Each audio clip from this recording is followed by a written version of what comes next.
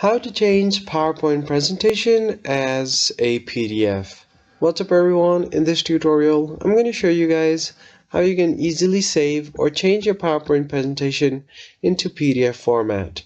It's really quick and easy, so stick till the end to find out. But before getting started, don't forget to hit the like button down below and subscribe to the channel. Now let's jump right into the video. The very first thing that you need to do is head over to the Files tab at the top left and then click on Save As, and then from here what you want to do is select the destination of your file, so click on Browse, and I'm just going to save it on my desktop so it's easier for me to see. I'm just going to select Desktop here.